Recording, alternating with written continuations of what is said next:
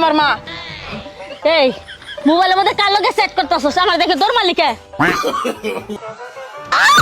Sorry sorry sorry দেখি নাই। আচ্ছা কিসের সরি ধাক্কা দে রে সরি কানা এই কানা তোর বাড়ি কোনে রে? এই খবরদার কইতাছি কানা কইবেন না মা। কাল দিস না কাল দেন না কেনা গালি কই দিলাম আমি কইতে নিছিলাম আমার বাড়ি মাদারগঞ্জ। কিরে রাজীব তোর মন খারাপ করে? আরে আর কষ্ট বউয়ের সাথে গেঞ্জাম হয়েছে স্ত্রীর সাথে কথাই কওয়া যায় না। শোন বোর সাথে সবসময় কথা কইতে হইব, হাসাহাসি করতে হইব।